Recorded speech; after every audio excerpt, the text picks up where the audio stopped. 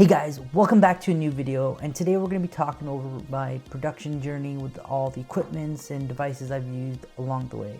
So if you like this video, please leave a like and subscribe to my channel, and yeah, let me know down in the comments below what you've used in your production as well. So when I started off my journey, I kind of started with just a computer. More specific, I think I had a laptop that I used for my high school years, and it was, I believe, a Windows laptop. And with that, I pretty much learned my ways of making music. And let me be honest with you guys, it was quite a journey because let me tell you, an Intel processor, I think it was an i5-HN, I believe. It just didn't hold up that well. I wasn't able to get much out of that when it came to loading up plugins and stuff. But I did the job, you know.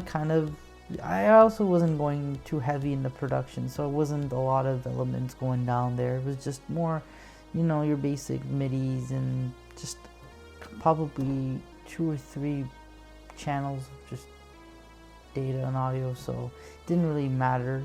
And I can honestly tell you that I had no idea on what I was doing. If I were to show you guys my previous work and project, it would just, you'd be surprised of how I kind of thought things worked the way it did.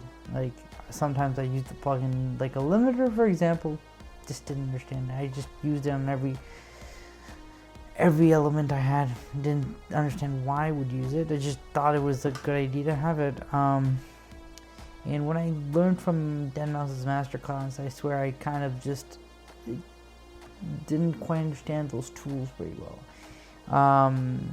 And speaking of like the plugins and stuff, I more used like the stock versions of these Ableton offers.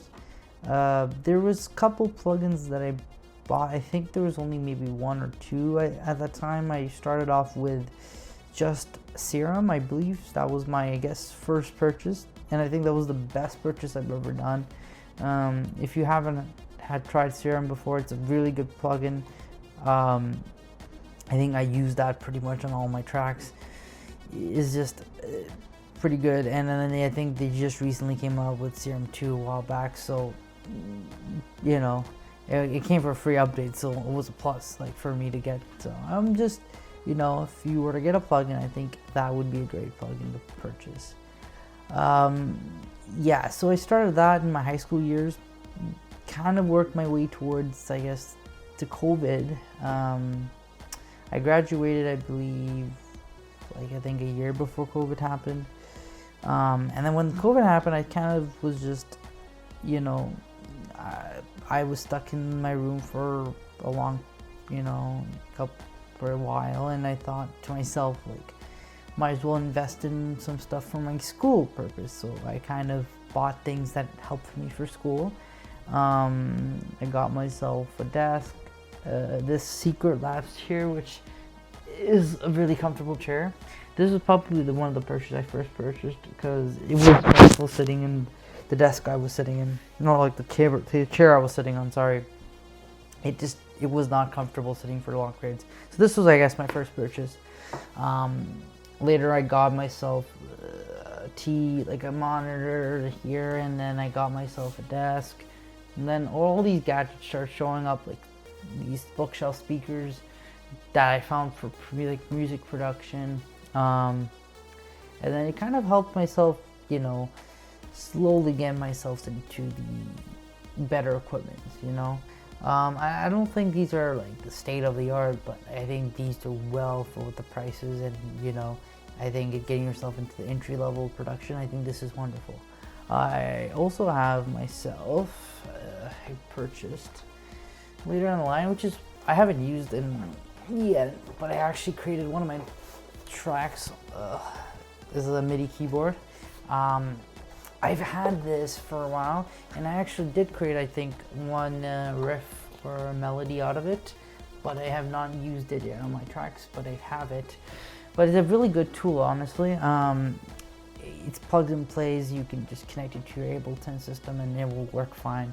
So yeah, it's a good investment. Then I slowly got to the best purchase, probably, is my MacBook. That, I guess, had myself take my production to the next level, because with the MacBook, I think it solved a lot of my issues with how Ableton was running, especially with how my CPU from my previous laptop could not handle it.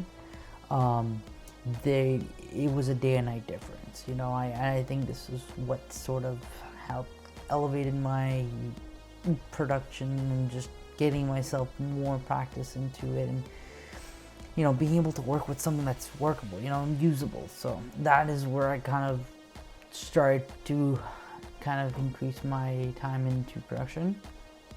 And I think if I were to tell anybody that if they're starting out, you know, you don't really need to get all these extra gadgets like the MIDI keyboard or speakers, yeah, or headphones work. Like I bought myself these headphone references that help me get to listen in some of the tracks.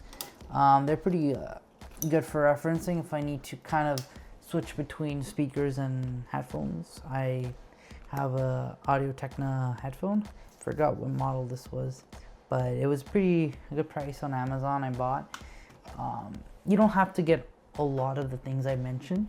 I think if I were to tell anybody, it's like all you need is just a laptop, and coming from someone who's used a really bad laptop, it's doable and you can get so much out of your production from there.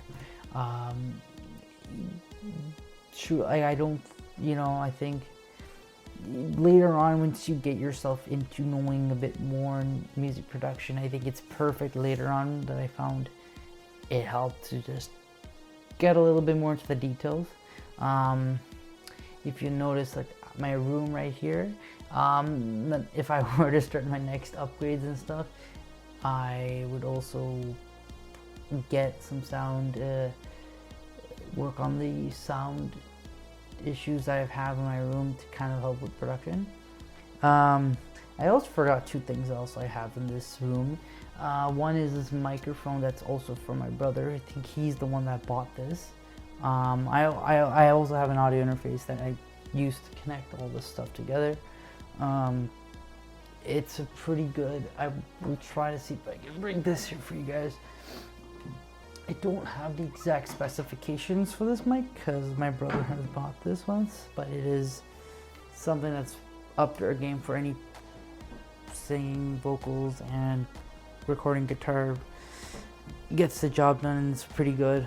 I also bought myself a subwoofer, and let me tell you guys, that part also is something that like you don't have to get. However, if you do, it's worth the purchase in terms of just how it separates all the low ends, and just, you know, you can get a little bit more clarity on your bookshelf speakers into hearing a lot of the elements that you couldn't necessarily hear because of all the low ends on those bookshelf speakers. So it helps to bring out some of these highs and mids out of your track if you especially have all your low ends going to this channel down here. You know, I think getting my, then, you know, in terms of the software production, obviously I still stick with Ableton. Purchased a kit, quite some more plugins into it. I got like, let me check in I have the Fab Filters, all the plugins there. A lot of money, but it was worth it. I've used some of these stuff a lot, and they've been pretty helpful. Saturn is a really good plugin for saturation. There's also the Universal Audio for some compression. Free loudest meter, that's just for mastering. Isotope, use that for helping for mastering as well. I've now started to kind of delve into my own mastering and just learning what, you know, mastering is all about, getting myself into doing the whole project from the start to beginning, into the producing, mixing, and mastering. It's, you know, I think Ozone's a great way to start, just to reference what you could work on into your mastering and those sort of things. Kilohertz is a free plugin. I found a bunch of plugins it came with. It's totally free, so if you want to grab some cool plugins, that they're available online. And I got standard clip for some clipping. Yeah, that's sort of really where my production is right now. Getting myself more into just practicing my skills, getting into more listing more tracks.